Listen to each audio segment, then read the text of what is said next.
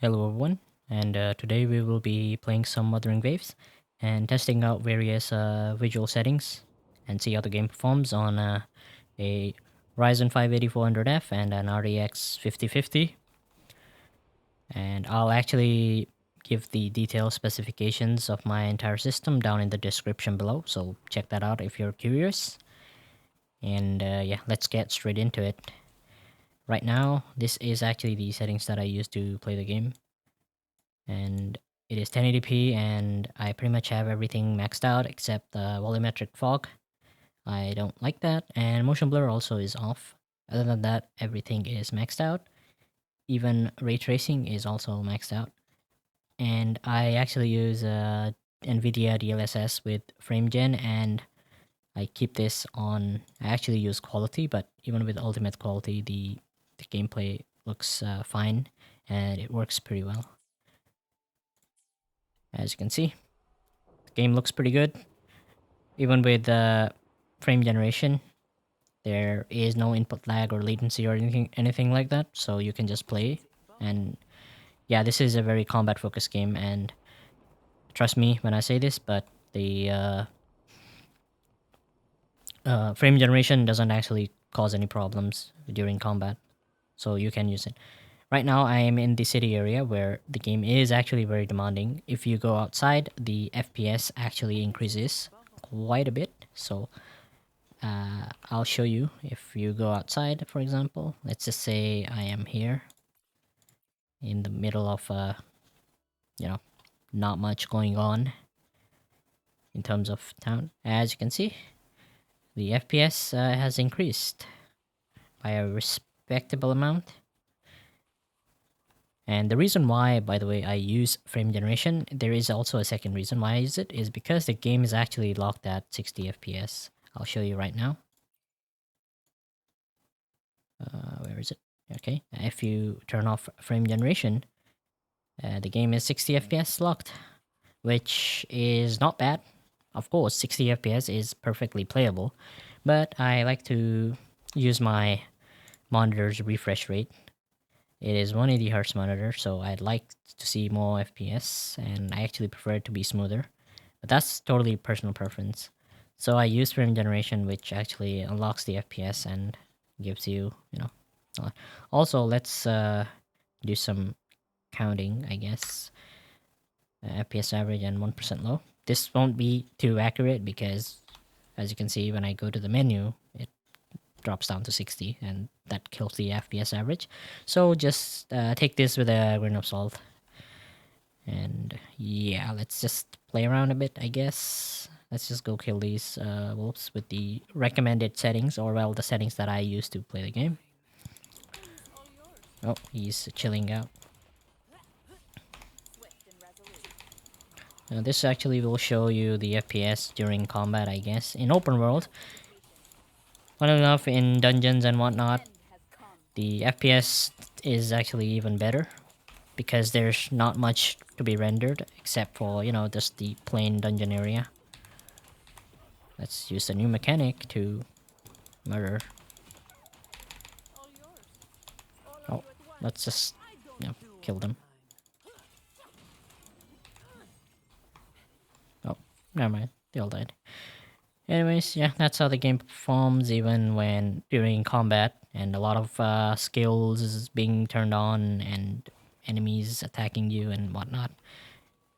Yep, runs really well. And back to normal. And since I know some people will like to play without ray tracing and without any frame, well, not frame generation, but without any upscaling, I'll turn ray tracing off and I'll set this to DLAA. I'll keep frame generation on because that's the reason why the FPS is even above 60. As you can see, a lot smoother. So ray tracing is definitely cutting the FPS in almost half. But yeah, the game does look really good with ray tracing. Let's get into some combat, I guess.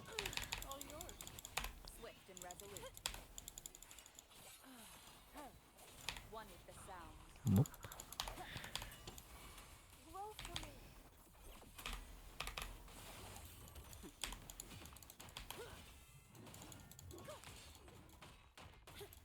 I know my damage sucks, but you know, I'm getting there.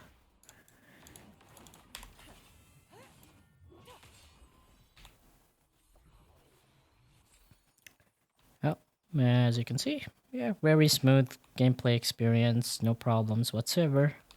And there's no reason to turn down the settings more than this. The game runs really, really good. It's not a demanding game at all to run if you have the system that I do. And even with something like a 2050 or a 3050 or a 4050 for that matter, the you won't really need to turn down the settings too much to achieve a very playable 60 FPS. So yeah, nothing to really worry about. And that's also one of the reasons why I just absolutely max it out, and just to make sure that it's you know, more stable, I just use quality DLSS. That really doesn't, I mean, it makes the game look better, and it runs pretty smooth. I do notice slightly more latency, just a tad bit, but it's not so much that it's like unplayable or anything like that. It's actually very much playable. And honestly, ray tracing is just for, you know, making the game look beautiful. If you really like want to sweat in like the, you know, the end game of this game, and you don't want the maximum FPS possible without any latency and whatnot, then yeah, you can turn off ray tracing and play like that. But I just like to play it with ray tracing because the game looks really good with ray tracing and runs really well as well. Yeah. Anyways, I think that'll be all because there's really not much to see here or discuss about. The game is very easy to run, the game looks pretty good, and the implementation of ray tracing and upscaling in this game is actually done pretty well.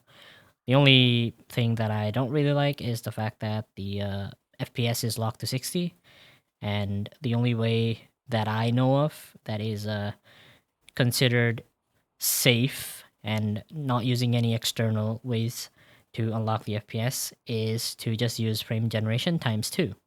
That's it. And honestly, before I leave, let's actually try something very bold, I guess. Since this does have frame generations time 4, since it's a 50 series graphics card, let's see how much FPS do I get here. Oh, oh, there's a lot of artifacting and shimmering and ghosting here. Oof. But the game actually, yeah, I don't notice any latency, and the game actually runs pretty smooth. But yeah, you can definitely see a lot of when you move around, it's like shimmery and artifacting. So I wouldn't play like this, to be honest. I would just use frame generations time 2. Let's go back down. Times 3 is just something odd. I'm like, oh, it's 2, 4, 6, you know? Come on. Keep it even. I don't like the odds. Anyways, yeah, that'll be all. I'll see you all in the next video. Peace out.